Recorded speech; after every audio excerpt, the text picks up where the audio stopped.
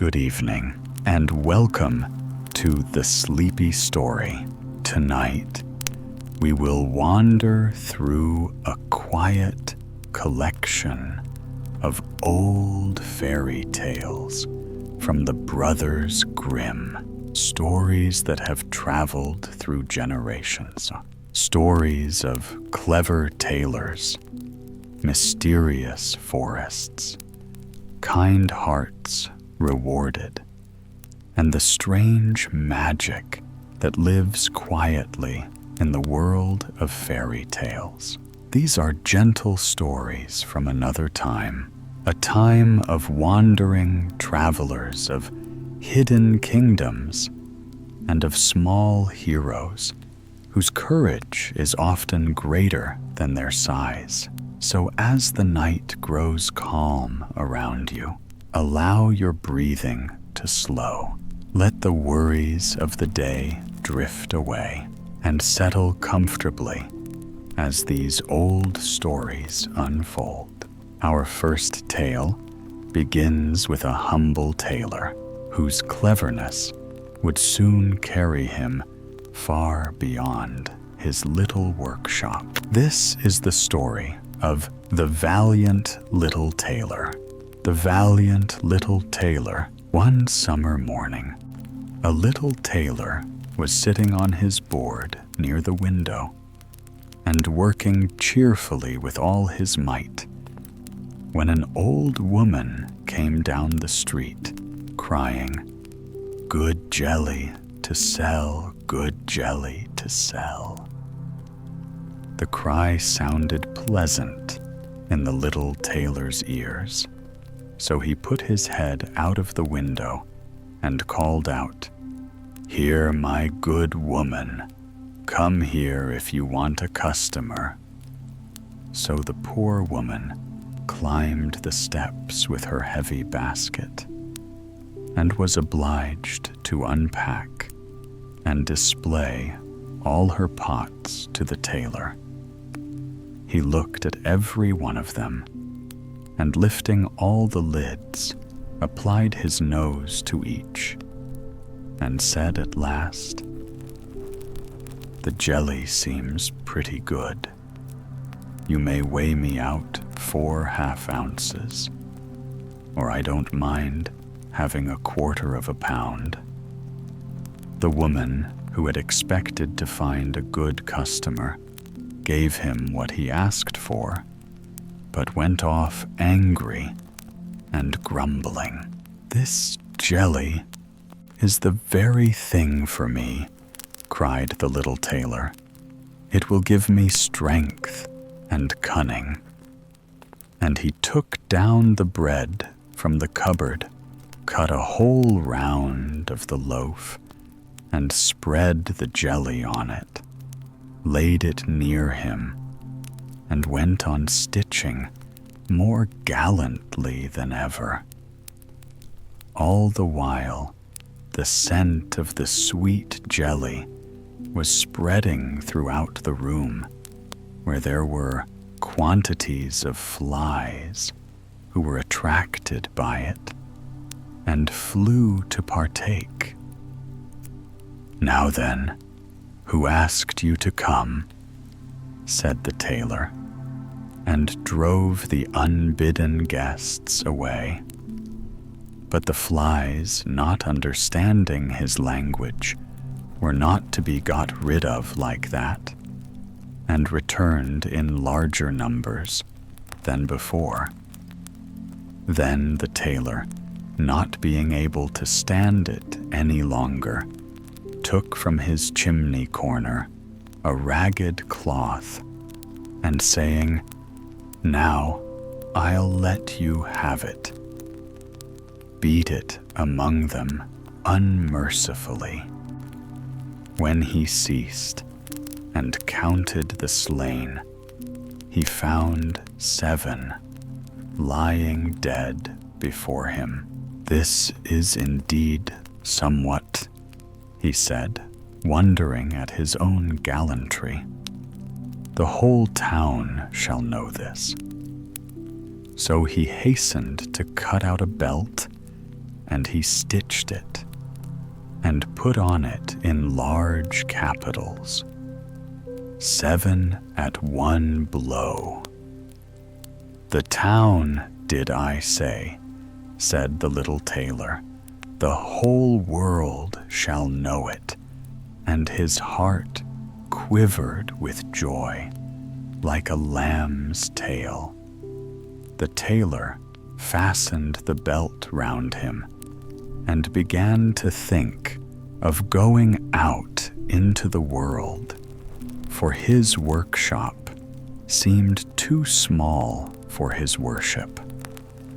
So he looked about in all the house for something that it would be useful to take with him, but he found nothing but an old cheese, which he put in his pocket.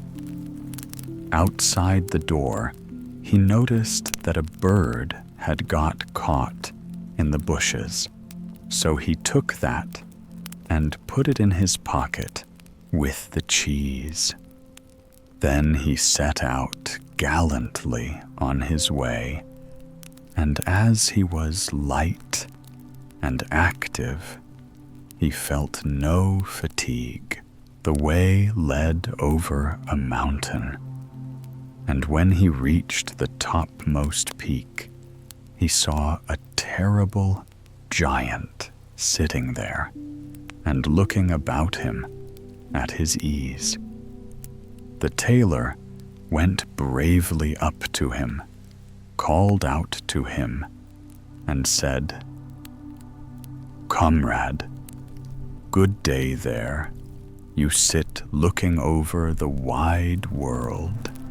I am on the way thither to seek my fortune. Have you a fancy to go with me?" The giant looked at the tailor contemptuously and said, "You little rascal, you miserable fellow." "That may be," answered the little tailor, and undoing his coat, he showed the giant his belt. "You can read there whether I am a man or not." The giant read, 7 at one blow, and thinking it meant men that the tailor had killed, felt at once more respect for the little fellow. But as he wanted to prove him, he took up a stone and squeezed it so hard that water came out of it. "Now you can do that," said the giant. "That is, if you have the strength for it." "That's not much," said the little tailor. "I call that play." And he put his hand in his pocket and took out the cheese and squeezed it so that the whey ran out of it. "Well," said he, "what do you think of that?" The giant did not know what to say to it, for he could not have believed it of the little man. Then the giant took up a stone and threw it so high that it was nearly out of sight. "Now, little fellow, suppose you do that." "Well thrown," said the tailor, but the stone fell back to earth again. "I will throw you one that will never come back." So he felt in his pocket, took out the bird, and threw it into the air. And the bird, when it found itself at liberty, took wing, flew off, and returned no more. "What do you think of that, comrade?" asked the tailor. "There is no doubt that you can throw," said the giant, "but we will see if you can carry." He led the little tailor to a mighty oak tree which had been felled and was lying on the ground, and said, "Now, if you are strong enough, help me to carry this tree out of the wood." "Willingly," answered the little man. "You take the trunk on your shoulders. I will take the branches with all their foliage. That is much the most difficult." So the giant took the trunk on his shoulders, and the tailor seated himself on a branch, and the giant, who could not see what he was doing, had the whole tree to carry, and the little man on it as well. And the little man was very cheerful and merry, and whistled the tune, "There were 3 tailors riding by," as if carrying the tree was mere child's play. The giant, when he had struggled on under his heavy load, a part of the way was tired out, and cried, "Look here, I must let go the tree." The tailor jumped off quickly, and taking hold of the tree with both arms, as if he were carrying it, said to the giant, "You see, you can't carry the tree, though you are such a big fellow." They went on together a little farther, and presently they came to a cherry tree, and the giant took hold of the topmost branches where the ripest fruit hung, and pulling them downwards, gave them to the tailor to hold, bidding him eat. But the little tailor was much too weak to hold the tree, and as the giant let go, the tree sprang back, and the tailor was caught up into the air. And when he dropped down again, without any damage, the giant said to him, "How is this? Haven't you strength enough to hold such a weak sprig as that?" "It is not strength that is lacking," answered the little tailor. "How should it to one who has slain 7 at one blow? I just jumped over the tree because the hunters are shooting down there in the bushes. You jump it too, if you can." The giant made the attempt, and not being able to vault the tree, he remained hanging in the branches, so that once more the little tailor got the better of him. Then said the giant, "As you are such a gallant fellow, suppose you come with me to our den and stay the night." The tailor was quite willing, and he followed him. When they reached the den, there sat some other giants by the fire, and each had a roasted sheep in his hand, and was eating it. The little tailor looked round and thought, "There is more elbow room here than in my workshop." And the giant showed him a bed, and told him he had better lie down upon it and go to sleep.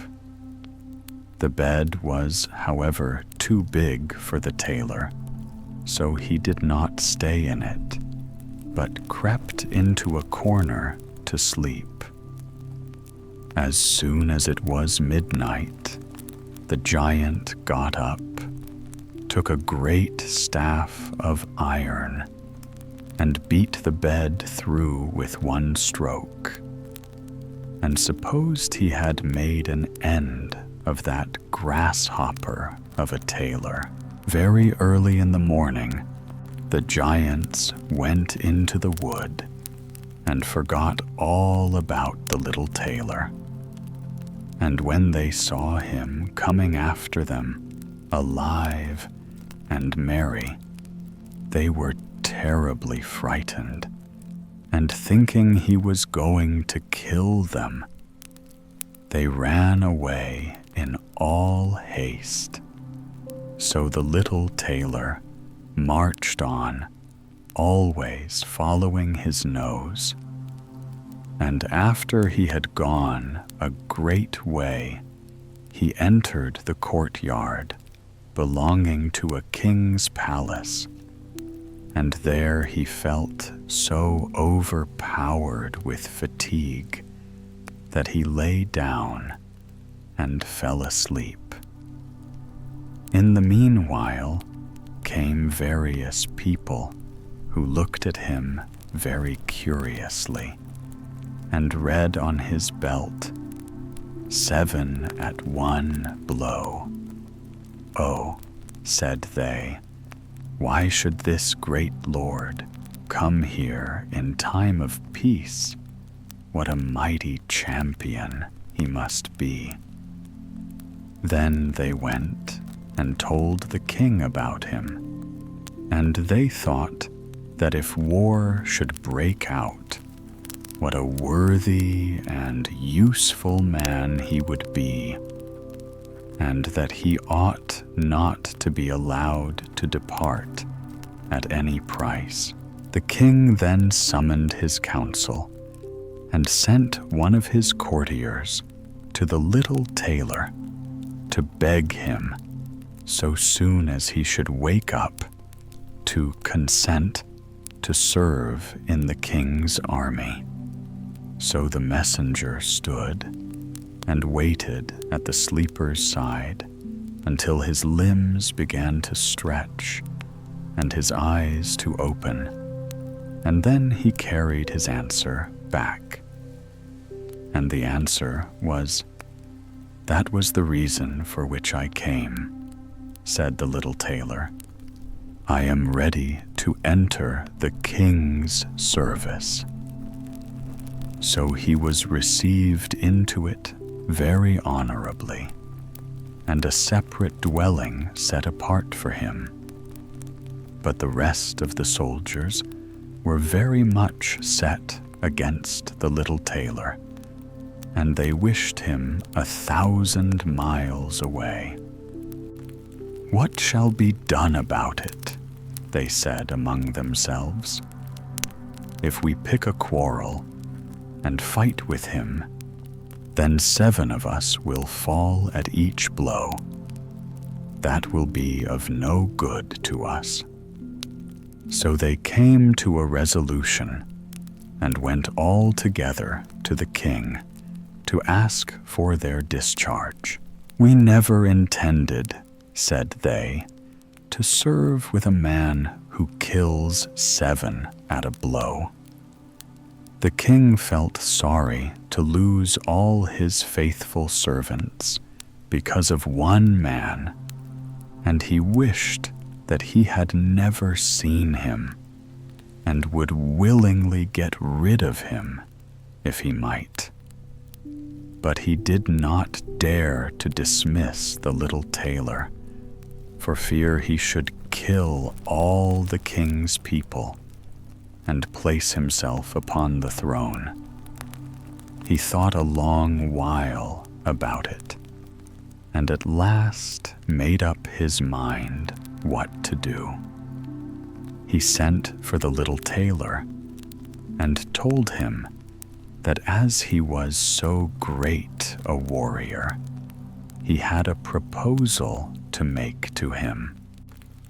He told him that in a wood in his dominions dwelt 2 giants who did great damage by robbery, murder, and fire, and that no man durst go near them for fear of his life, but that if the tailor should overcome and slay both these giants, the king would give him his only daughter in marriage, and half his kingdom as dowry, and that 100 horsemen should go with him to give him assistance.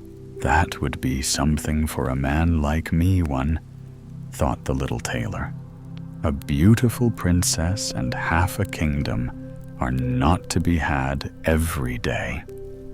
And he said to the king, "Oh yes, I can soon overcome the giants, and yet have no need of the 100 horsemen.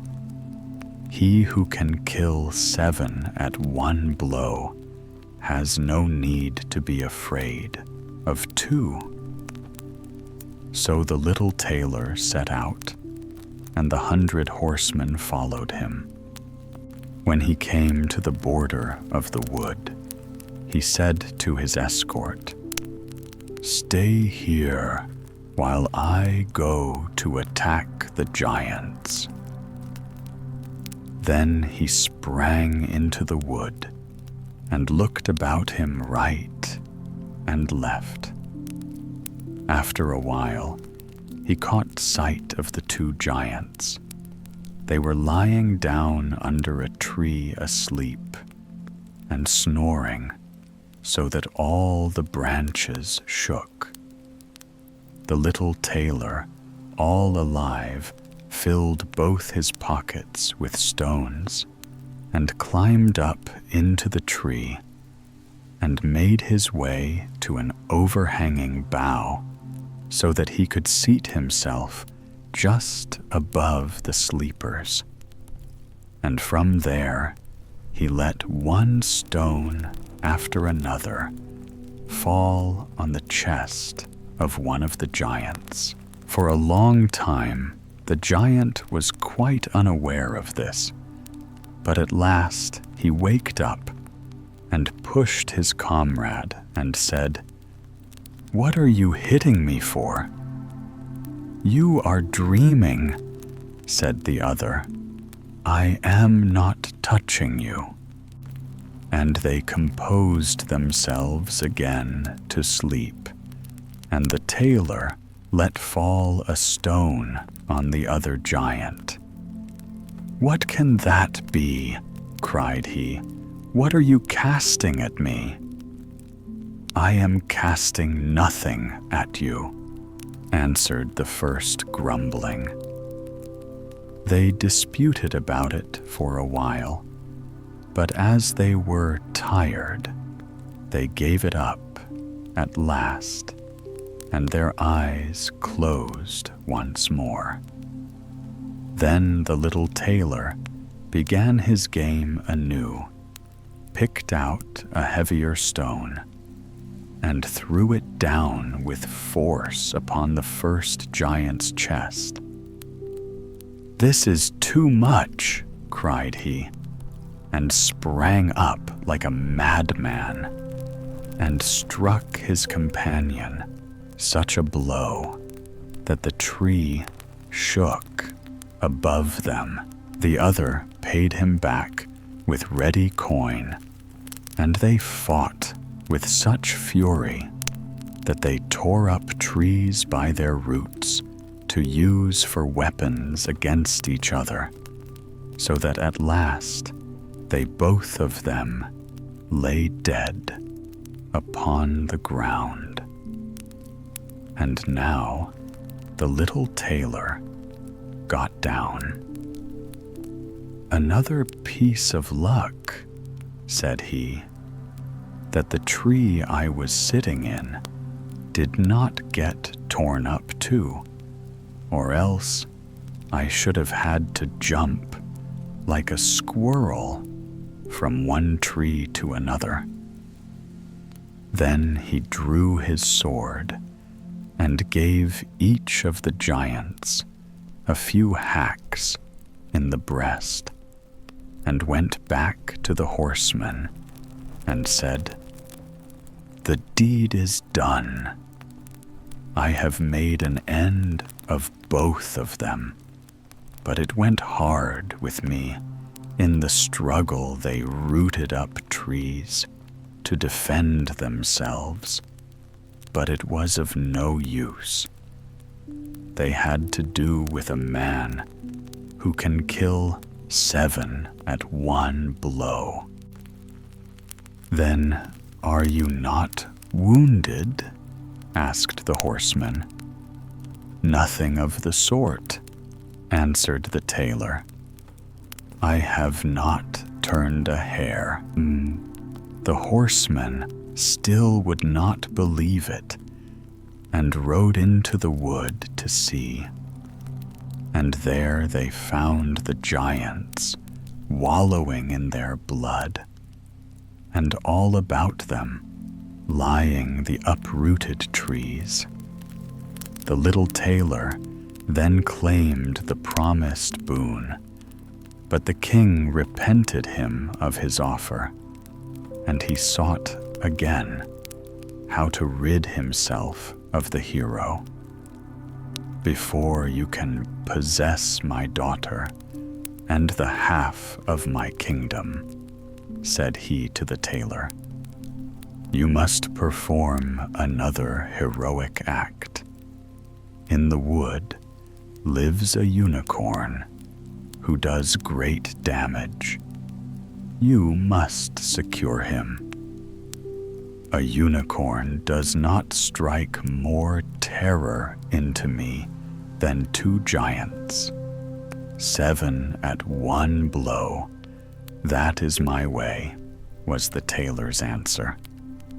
So, taking a rope and an axe with him, he went out into the wood and told those who were ordered to attend him to wait outside.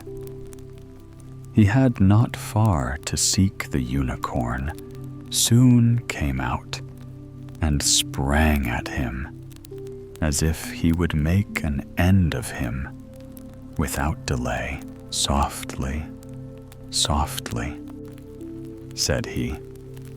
"Most haste, worst speed," and remained standing until the animal came quite near. Then he slipped quietly behind a tree.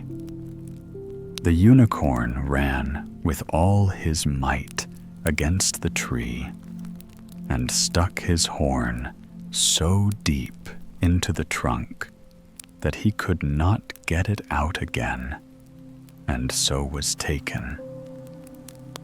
"Now I have you," said the tailor, coming out from behind the tree and putting the rope round the unicorn's neck.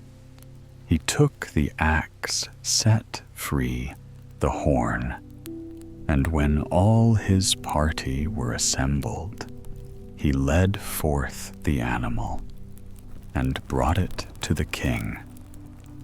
The king did not yet wish to give him the promised reward, and set him a 3rd task to do. Before the wedding could take place, the tailor was to secure a wild boar which had done a great deal of damage in the wood. The huntsmen were to accompany him. "All right," said the tailor. "This is child's play." But he did not take the huntsmen into the wood, and they were all the better pleased, for the wild boar had many a time before received them in such a way that they had no fancy to disturb him. When the boar caught sight of the tailor, he ran at him with foaming mouth and gleaming tusks to bear him to the ground.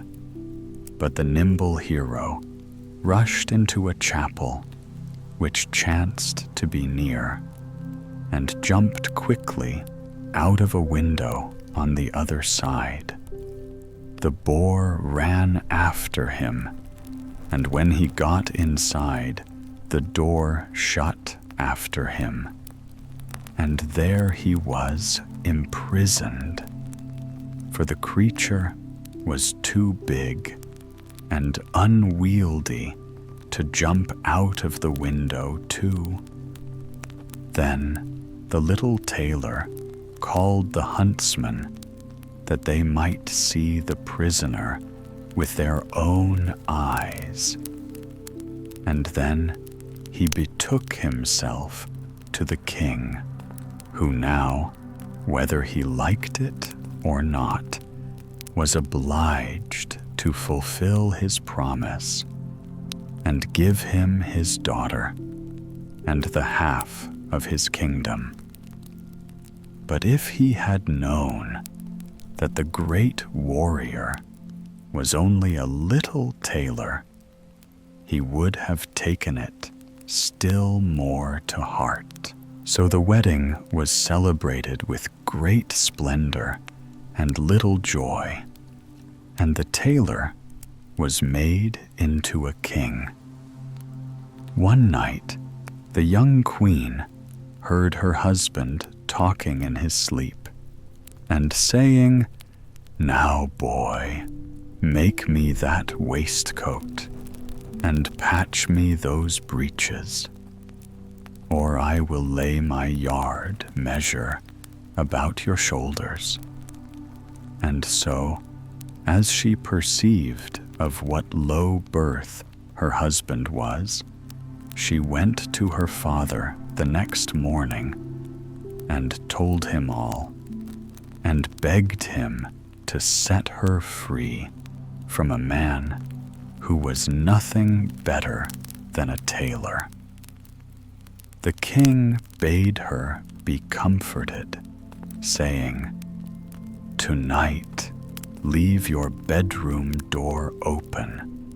My guard shall stand outside, and when he is asleep, they shall come in and bind him and carry him off to a ship, and he shall be sent to the other side of the world." So the wife felt consoled, but the king's water-bearer, who had been listening all the while, went to the little tailor and disclosed to him the whole plan. "I shall put a stop to all this," said he. At night, he lay down as usual in bed, and when his wife thought that he was asleep, she got up, opened the door, and lay down again. The little tailor, who only made believe to be asleep, began to murmur plainly, "Now, boy, make me that waistcoat, and patch me those breeches, or I will lay my yard measure about your shoulders. I have slain 7, at one blow, killed 2 giants, caught a unicorn, and taken a wild boar, and shall I be afraid of those who are standing outside my room door?" And when they heard the tailor say this, a great fear seized them. They fled away as if they had been wild hares, and none of them would venture to attack him. And so the little tailor, all his lifetime, remained a king. Mother Hulda. Once upon a time, in a little village that lay at the edge of a wide and lonely forest, there lived a widow with 2 daughters. Now, one of these daughters was fair of face and gentle of spirit, And moreover, she was diligent in her labors, ever ready to put her hand to the spindle or sweep the hearth without complaint. The other daughter, however, was coarse of feature and slothful in habit, and though her heart was hard, she was beloved above all by the widow, for she was her own flesh and blood. Thus it befell that the fair and industrious child was despised and burdened with every task of the household, while her idle sister sat idly at ease, cared for and favored. Day after weary day, the poor girl was sent out to the roadside, well with her distaff there, to spin until her fingers grew sore, and the blood rose beneath her nails. The wind blew cold, the sun burned hot, yet she was not permitted to rest. One sorrowful day, as her spindle grew slick with blood, she dipped it into the well to cleanse it. Alas, it slipped from her weary hand and sank into the dark water, vanishing from sight. The child wept bitterly, for she feared her stepmother's wrath, and she hastened home to confess her misfortune. But the widow, sharp of tongue and merciless of heart, scolded her cruelly and cried, "If your clumsy fingers have let fall the spindle, then down into the well you must go and fetch it again." Trembling, the maiden returned to the well. She gazed into its depth, uncertain what to do, and in her despair she cast herself into the water, following after the spindle. Darkness closed around her, and she knew no more. When she awoke, she found herself not in the cold stone depths, but in a sunlit meadow, where flowers blossomed bright, and the air was sweet with bird song. Astonished, she walked through the meadow, and soon she came upon a baker's oven. The oven was full of golden loaves, and they cried out with human voices, "Oh, take us out, or we shall burn. We are baked enough already." The maiden, pitying them, drew near, and with the baker's peel, she removed the loaves one by one until all were saved from burning. Then she journeyed farther, and soon she came to a great apple tree, laden until its boughs bent low with fruit. The tree called to her, "Oh, shake me, for all my apples are ripe." So she shook the branches with all her might, and down the apples came like a rain of gold. She gathered them neatly into a heap and left none lying in the grass. After this, she wandered still farther until she came to a little house. At the window, appeared an old woman with teeth so great and long that the maiden was frightened and nearly fled. But the crone spoke kindly. "Be not afraid, dear child. Come dwell with me. If you keep my house in good order and do the work faithfully, all shall go well with you.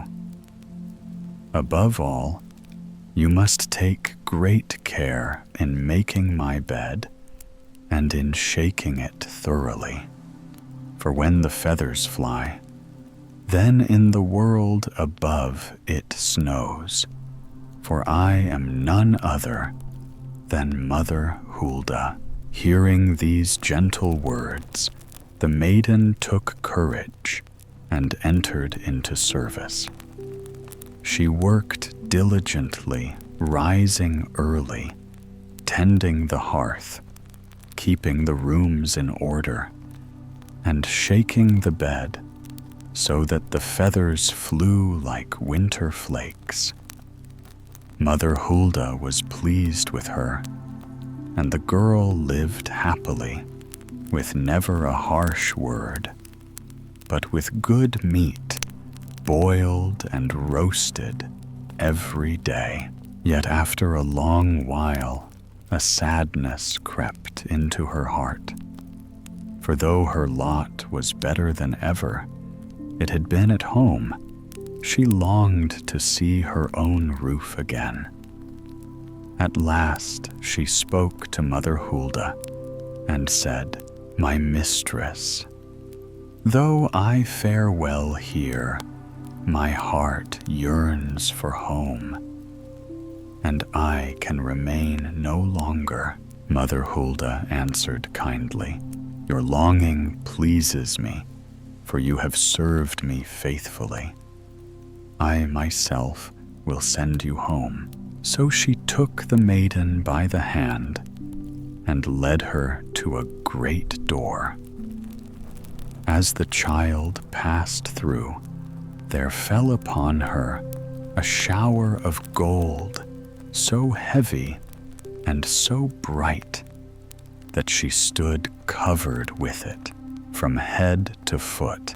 "This is your reward for diligence," said Mother Hulda, and she gave her also the very spindle that had once fallen into the well. Then the door closed, and the girl found herself once more near her mother's house.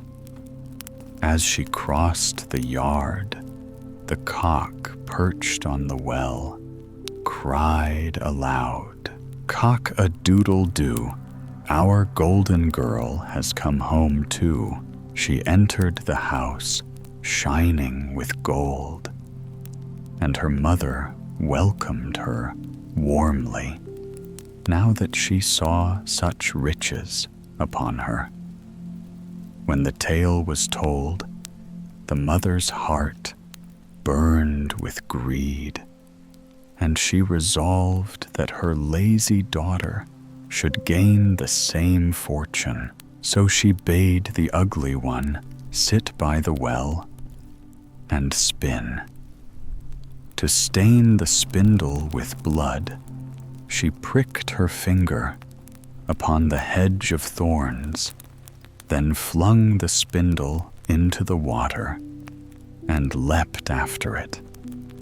She too awoke in the meadow and walked the same path. When she came to the oven, the loaves cried, "Oh, take us out, or we shall burn. We are baked enough already." But she only scoffed, saying, "I have no wish to soil my hands," and went her way. Then she came to the apple tree, and it cried, "Oh, shake me, for all my apples are ripe." But the girl answered, "One might fall on my head, and passed on without a glance. At last, she reached Mother Hulda's house. Knowing already of her teeth, she felt no fear and entered readily into service, dreaming of the gold. The first day she worked well, but on the second she grew idle, and on the third more slothful still. She would not rise early, nor sweep, nor make the bed, so the feathers might fly. Mother Hulda soon grew weary of her, and said she might leave. The girl rejoiced, thinking the shower of gold awaited her. But when she passed through the great door, instead of golden treasure, a kettle of black pitch was poured over her, so that she stood dripping and foul. "This is the reward of idleness," said Mother Hulda, and the door was shut. So the slothful daughter returned home covered in pitch, and as she crossed the yard, the cock upon the well cried, "Cock-a-doodle-doo, our sooty girl has come home too," and the pitch clung to her vow, as if it were her second skin, and no water nor scrubbing could ever wash it away for all the days of her life. The poor man and the rich man, in olden times, when the Lord himself still used to walk about on this earth amongst men, it once happened that he was tired and overtaken by the darkness before he could reach an inn. Now there stood on the road before him 2 houses facing each other, the one large and beautiful, the other small and poor. The large one belonged to a rich man, and the small one to a poor man. Then the Lord thought, "I shall be no burden to the rich man. I will stay the night with him." When the rich man heard someone knocking at his door, he opened the window and asked the stranger what he wanted. The Lord answered, "I only ask for a night's lodging." Then the rich man looked at the traveler from head to foot, and as the Lord was wearing common clothes and did not look like one who had much money in his pocket, he shook his head and said, "No, I cannot take you. And my rooms are full of herbs and seeds. And if I were to lodge everyone who knocked at my door, I might very soon go begging myself, go somewhere else for a lodging." And with this, he shut down the window and left the Lord standing there. So the Lord turned his back on the rich man and went across to the small house and knocked. He had hardly done so when the poor man opened the little door and bade the traveler come in. "Pass the night with me. It is already dark," said he. "You cannot go any further tonight." This pleased the Lord, and he went in. The poor man's wife shook hands with him and welcomed him. and said he was to make himself at home and put up with what they had got. They had not much to offer him, but what they had, they would give him with all their hearts. Then she put the potatoes on the fire, and while they were boiling, she milked the goat, that they might have a little milk with them. When the cloth was laid, the Lord sat down with the man and his wife, and he enjoyed their coarse food, for there were happy faces at the table. When they had had supper, and it was bedtime, the woman called her husband apart and said, "Hark, you dear husband, let us make up a bed of straw for ourselves tonight, and then the poor traveler can sleep in our bed and have a good rest, for he has been walking the whole day through, and that makes one weary." "With all my heart," he answered, "I will go and offer it to him." And he went to the stranger and invited him if he had no objection to sleep in their bed and rest his limbs properly. But the Lord was unwilling to take their bed from the two old folks. However, they would not be satisfied until at length he did it and lay down in their bed, while they themselves lay on some straw on the ground. Next morning, they got up before daybreak and made as good a breakfast as they could for the guest.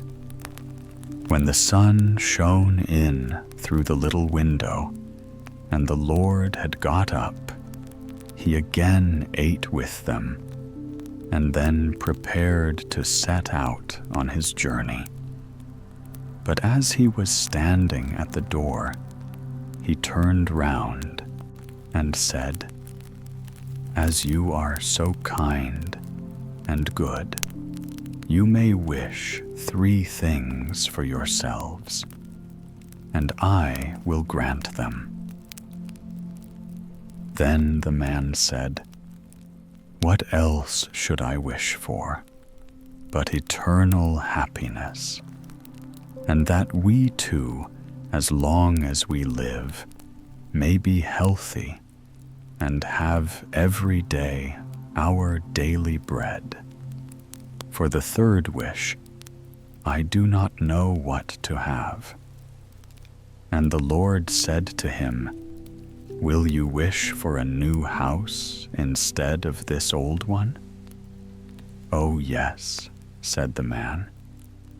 "If I can have that too, I should like it very much." And the Lord fulfilled his wish and changed their old house into a new one again, gave them his blessing, and went on. The sun was high when the rich man got up and leaned out of his window and saw on the opposite side of the way a new, clean-looking house with red tiles and bright windows where the old hut used to be. He was very much astonished and called his wife and said to her, "Tell me what can have happened. Last night there was a miserable little hut standing there, and today there is a beautiful new house. Run over and see how that has come to pass." So his wife went and asked the poor man, and he said to her, Yesterday evening, a traveler came here and asked for a night's lodging, and this morning, when he took leave of us, he granted us 3 wishes: eternal happiness, health during this life, and our daily bread as well. And besides this, a beautiful new house instead of our old hut. When the rich man's wife heard this, she ran back in haste and told her husband how it had happened. The man said, "I could tear myself to pieces if I had but known that that traveler came to our house too and wanted to sleep here, and I sent him away." "Quick," said his wife, "get on your horse. You can still catch the man up, and then you must ask to have 3 wishes granted to you." The rich man followed the good counsel and galloped away on his horse, and soon came up with the Lord.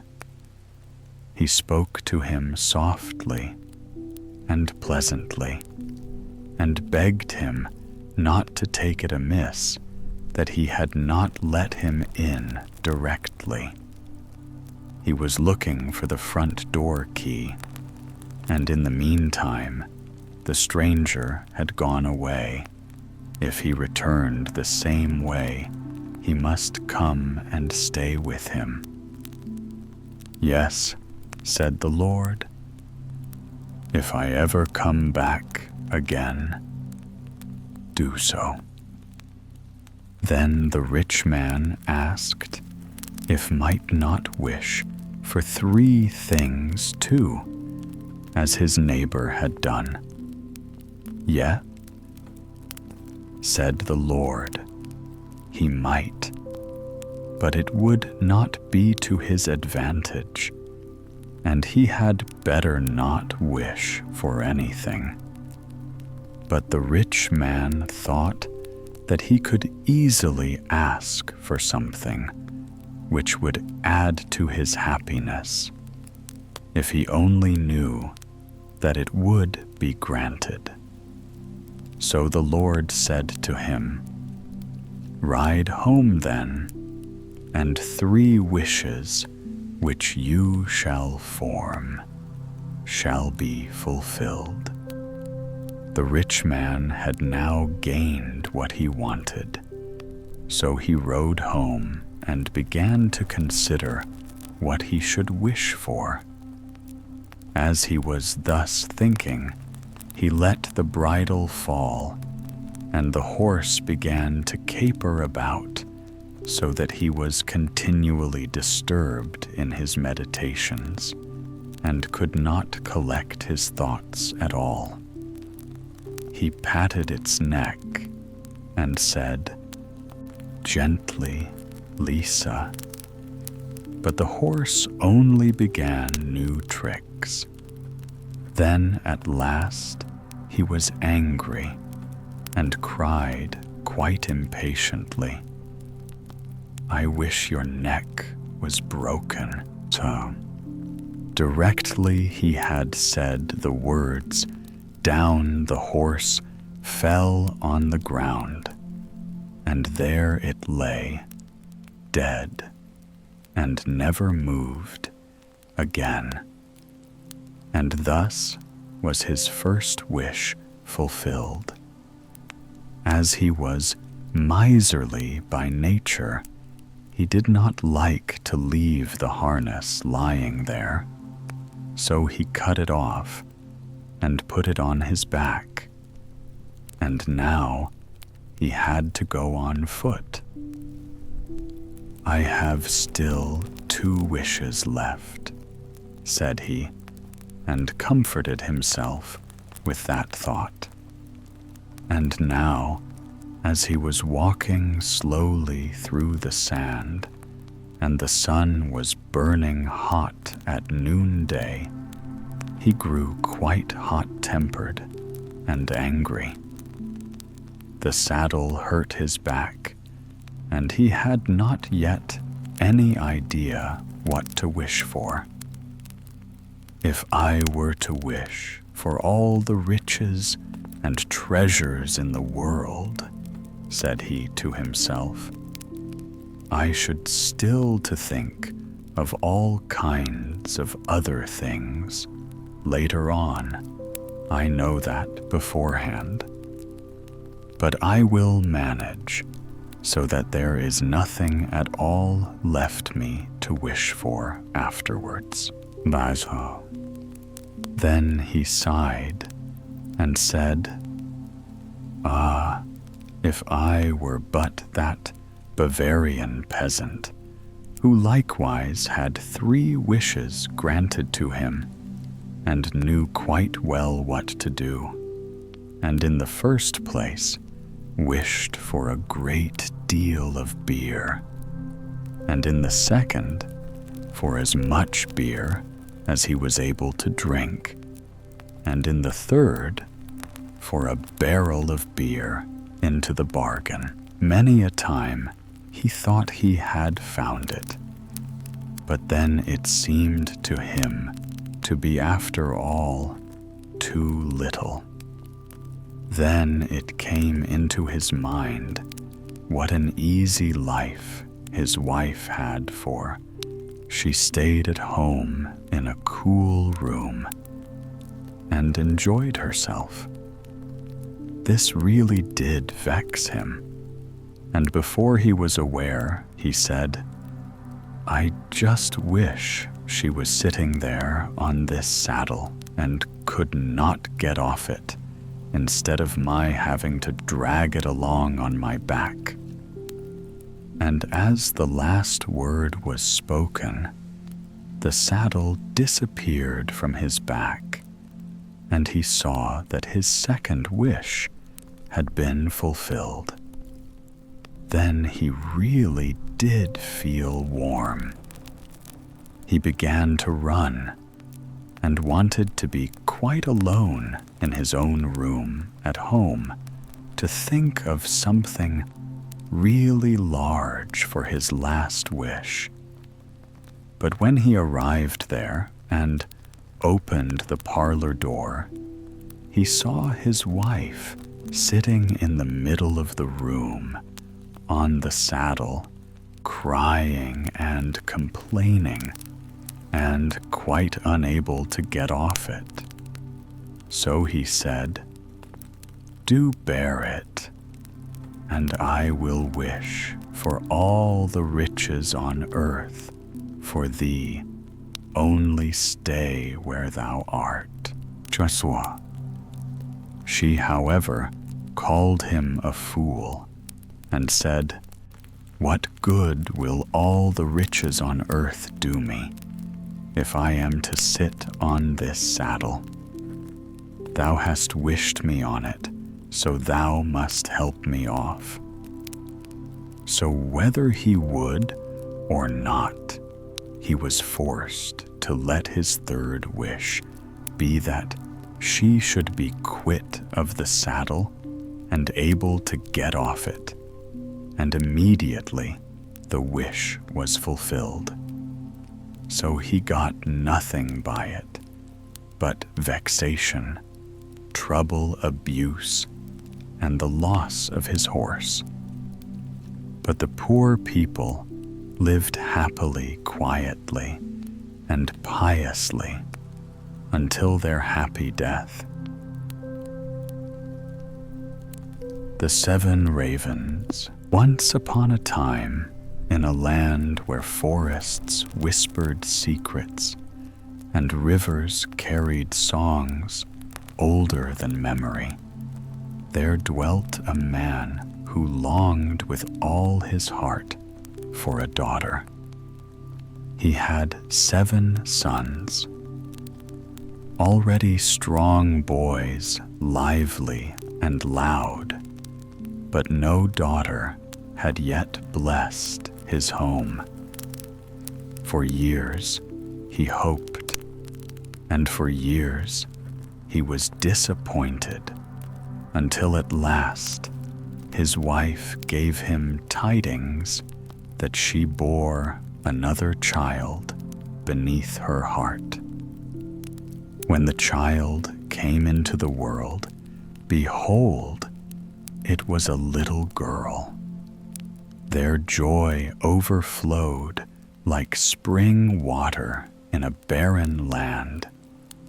Yet the joy was soon mingled with sorrow, for the maiden was pale and frail, so slight that it seemed the breath of a wind might carry her away. Out of fear that she might not survive, the parents resolved that she must be baptized in secret and without delay. The father, anxious and impatient, handed a jug to his eldest boy and bade him fetch water quickly from the spring. But scarcely had the eldest set out when the 6 younger brothers followed after, unwilling to be left behind. Each of them, eager to show his worth, strove to be the first to dip the jug. In their haste and quarrel, the vessel slipped, clattered, and fell deep into the well, vanishing into the dark water below. Then they stood silent, staring into the depths, and none dared to return home with empty hands. Shame held them fast as the hours passed, and the boys did not return. The father's worry grew into anger. "They are idling at play," he muttered. "Wicked, thoughtless boys. They care not whether their sister lives or dies." Fear gnawed at him that the child might perish unbaptized. His wrath boiled over, and in his fury he cried aloud, "Would that all 7 of them were turned into ravens." Scarcely had the words left his lips when a rushing sound filled the air like a storm rising from nowhere. He looked up and saw 7 black shapes wheeling above him. Ravens, coal dark and shining, beat their wings and flew away toward the horizon. His curse had become truth. Grief fell heavy upon the parents' hearts, yet no cry could call the children back. The curse was irrevocable. Still, the little daughter thrived, and as the years passed, she grew straight and strong. Her cheeks gained color like roses in bloom, and her eyes shone clear as morning dew. The parents clung to her, taking comfort in her presence, though a shadow of sorrow lingered always behind their smiles. They never spoke to her of the brothers she had once had, keeping that secret locked in silence. But secrets are like seeds sown in darkness. Sooner or later, they sprout. One day, when the maiden had grown into her youth, she overheard voices whispering. Villagers spoke of her beauty, but their words carried bitterness too. "She is fair enough," they said, "yet she bears the guilt of her brother's fate. For her sake, 7 sons were lost." The maiden trembled as though struck by a cold wind. Her heart throbbed with unease. She ran to her father and mother and asked, "Tell me the truth. Did I once have brothers? And what has become of them?" The parents could keep the secret no longer. With heavy sighs, they told her the tale that her 7 brothers had been changed into ravens by her father's hasty curse, and that it was not her fault, but the decree of heaven. Yet these words did not soothe her spirit. Day after day, she pondered until at last she resolved within herself, "I will seek my brothers wherever they are hidden and bring them back to their true form, whatever the cost." Rest left her, peace departed, and before dawn one morning, she slipped from her home, carrying with her only a few simple things: a small ring from her parents as a token, a loaf of bread against hunger, a little pitcher of water against thirst, and a tiny chair to rest upon in weariness. With these scant provisions, she set her face toward the wide and unknown world. She wandered far further than any road she had ever seen, past hills that faded into blue distance, and forests that seemed without end. At last, she came to the dwelling of the sun. But the sun blazed fierce and merciless, its flames devouring like the jaws of a monster.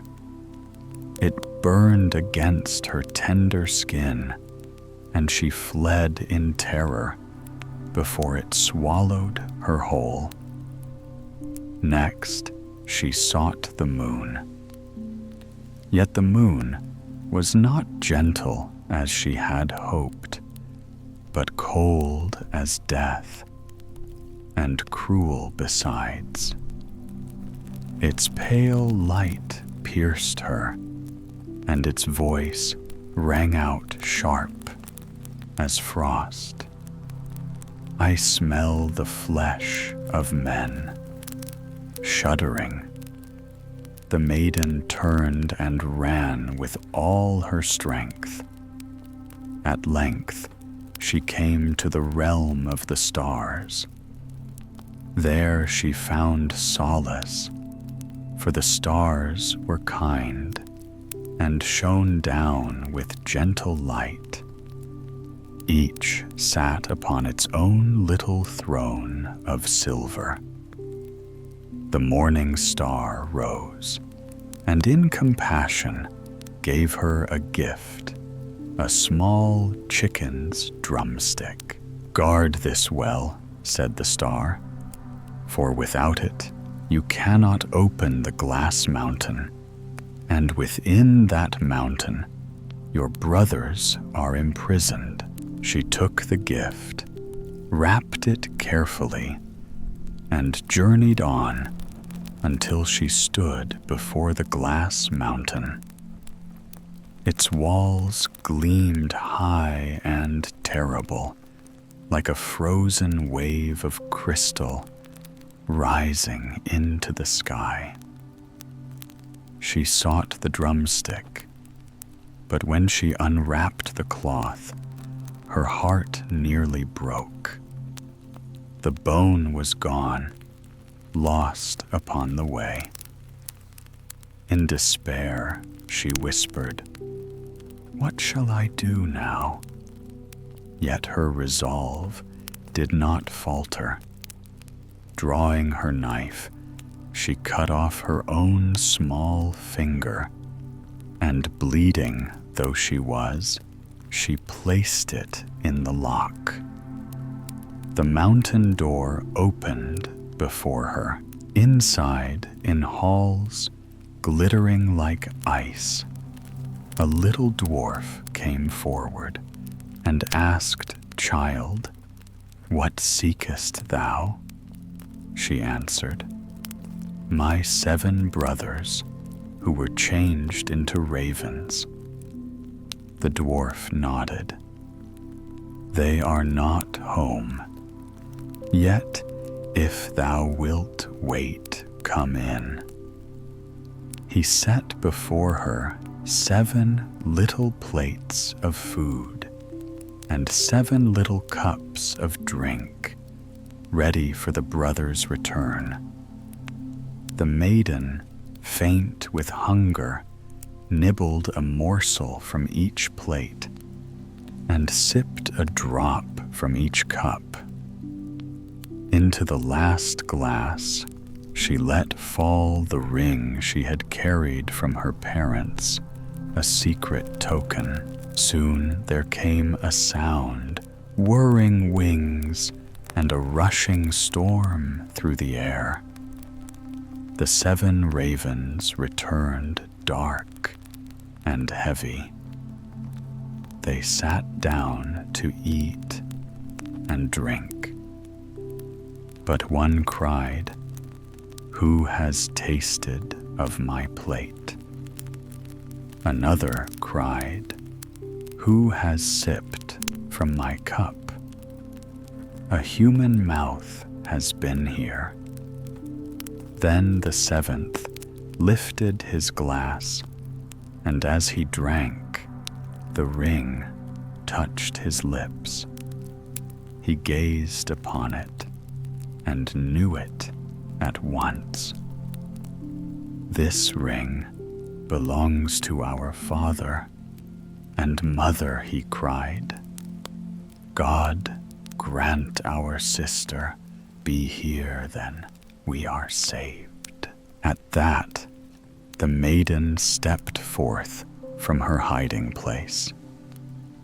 When her brothers beheld her, their black wings fell away, and they stood before her once more as men, pale but whole, 7 young men restored.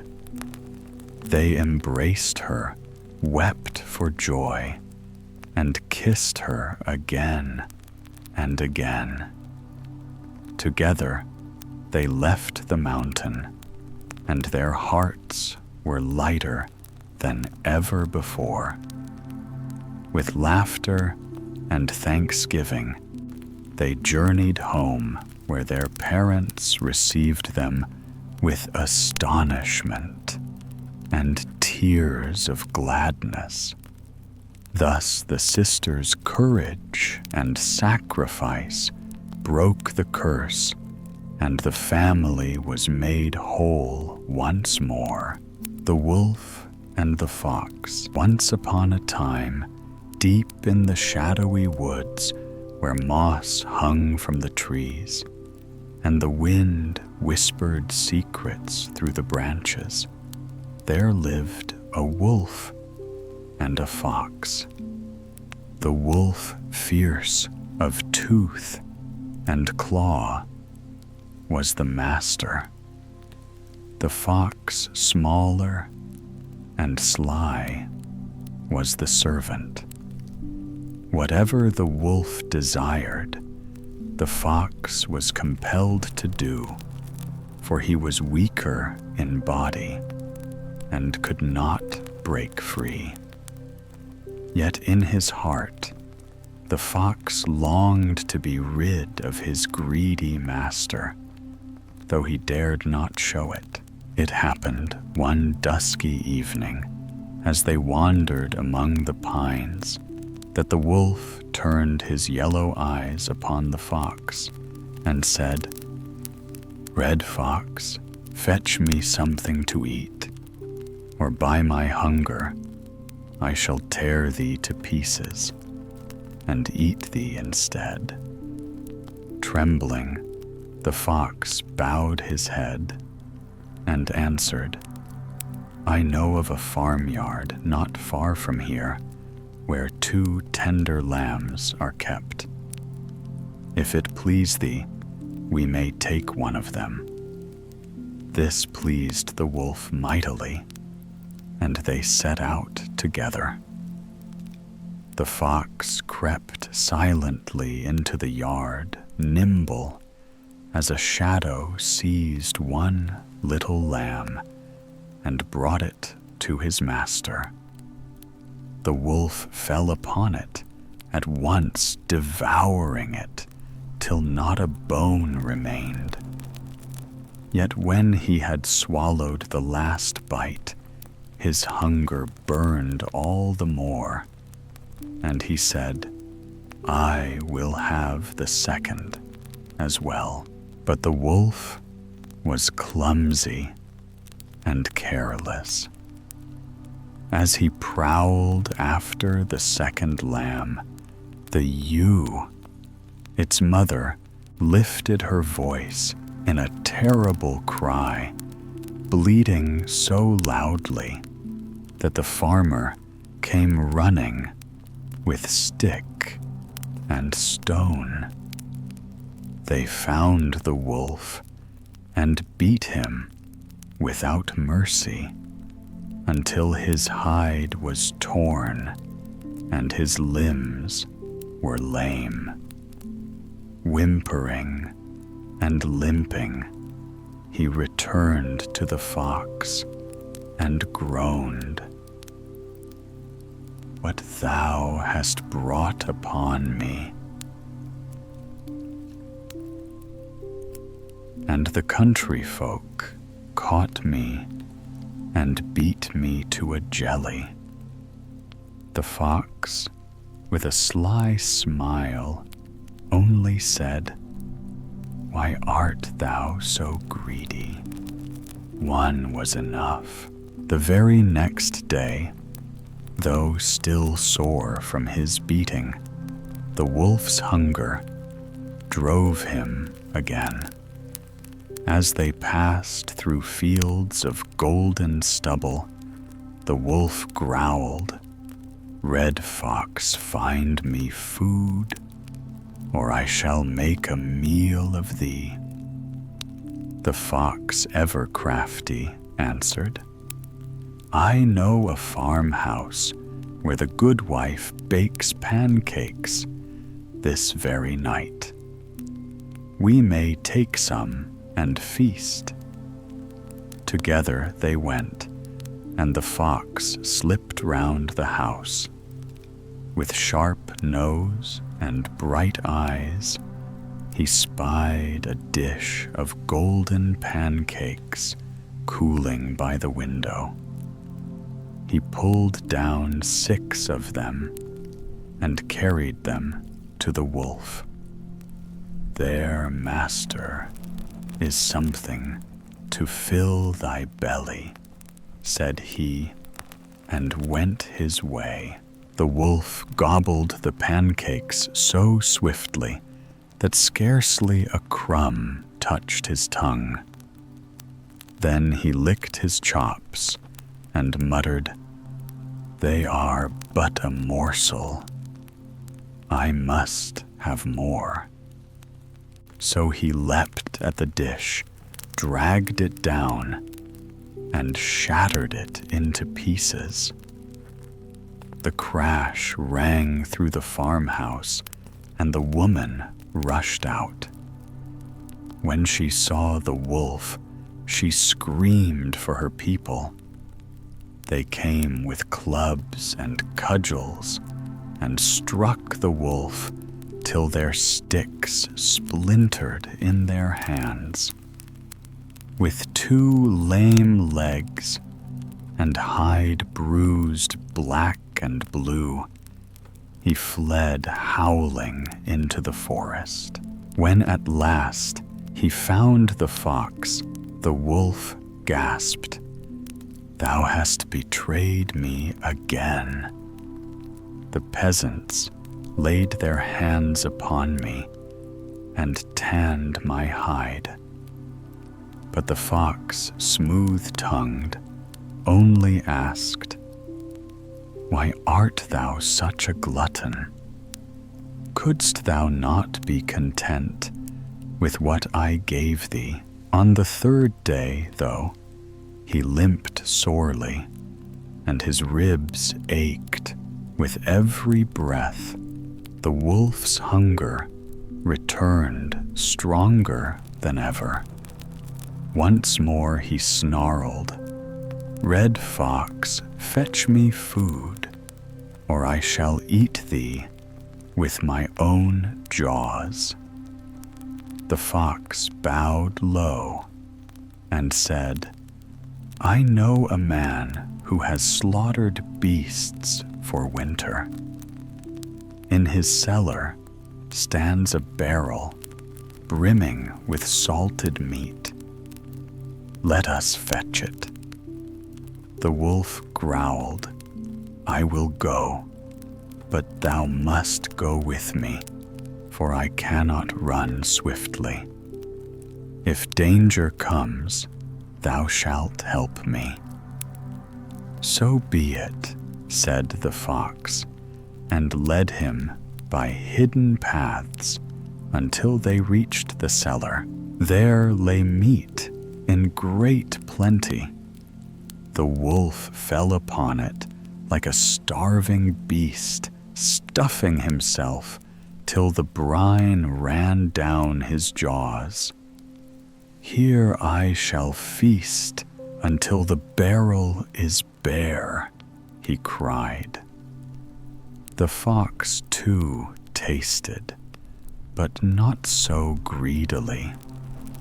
Ever watchful, he slipped again and again to the narrow hole by which they had entered, testing if he could still squeeze through. The wolf, who saw this, asked, "Why dost thou run to and fro and leap in and out of the hole?" "I must keep watch that no one comes," answered the cunning fox. "Eat not too much, master, lest thou be caught." But the wolf growled, "Leave me be. I will not go until every scrap is mine." As the wolf gorged, the farmer, roused by the sound of scampering paws, came down the cellar steps with a cudgel in hand. The moment the fox caught sight of him, he sprang through the hole in a single bound, his body still lean enough to slip away. The wolf, stuffed and swollen with meat, tried to follow, but he was too fat to pass through. He wedged fast, whining and struggling. Then the farmer laid on him with the cudgel, striking blow upon blow until the wolf's howls ceased forever. And the fox, he fled into the forest, his brush waving behind him. And there he rejoiced to be free at last of the greedy, gluttonous master who had brought him nothing but trouble. And now our stories slowly come to rest. The forests grow quiet again. The castles fall silent. and the old fairy tales return gently to their pages. Tonight, we have followed a clever tailor on his adventures, walked through the snowy world of Mother Hulda, traveled beside a brave sister seeking her brothers, and listened to the strange dealings of wolves, foxes, and wandering travelers. These stories have been told for many centuries, and now they drift quietly into the night once more. If you are already asleep, then rest peacefully, and if you are still awake, let the calm rhythm of the night carry you gently into sleep. Thank you for spending this quiet time with the Sleepy Story. Good night.